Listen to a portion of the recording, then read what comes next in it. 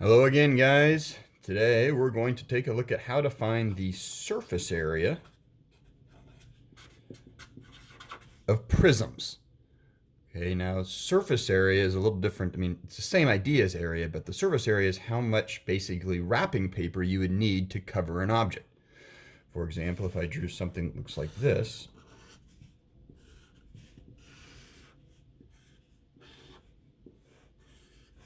like so,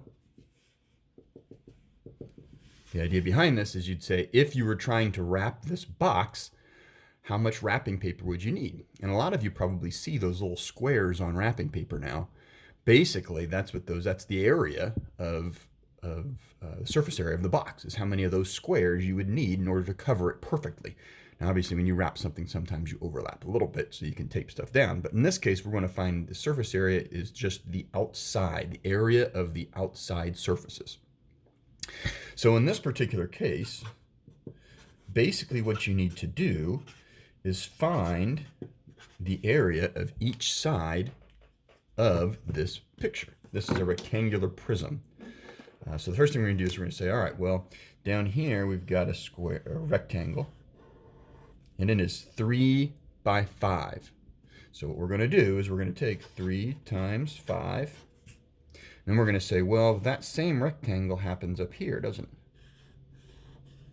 So we're going to say, okay, well, I get 15, so that's 15 squares, but I'm going to need another 15 up here, so I'm going to multiply by 2 to get 30.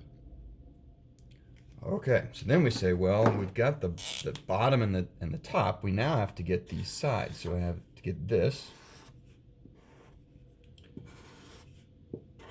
side here, and basically this back side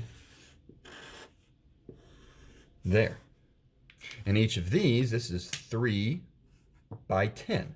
So to find this area, we would take 3 times 10, and it happens twice.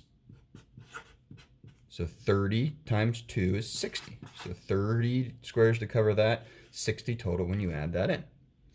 The last part we have, and we haven't done this yet, is basically this side and its corresponding side kind of there in the back.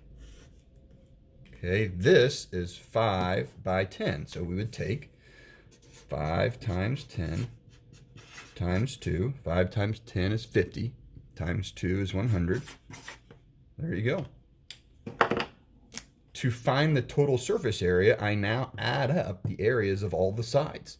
So basically we had 15 plus 15 plus 30 plus 30 plus 50 plus 50.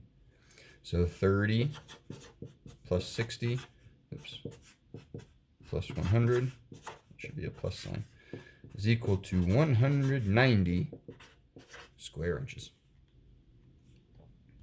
Now, the question then becomes, what if you don't have a rectangular prism? What if you have something that looks like a triangular prism? Something that looks like this.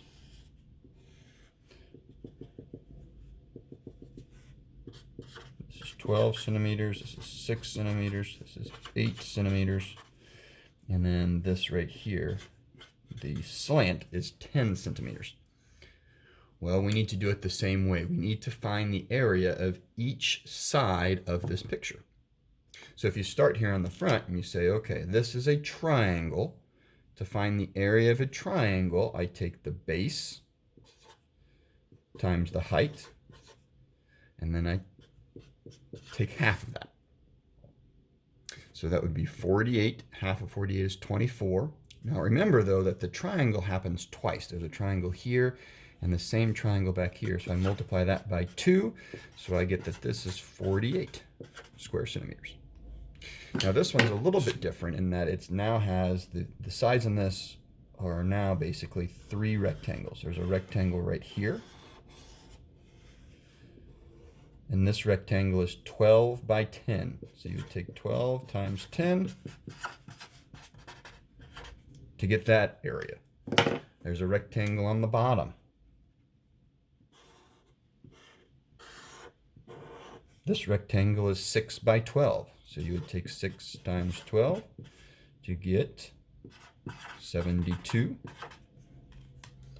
And the last one, there's a rectangle on the back side here. 8 by 12.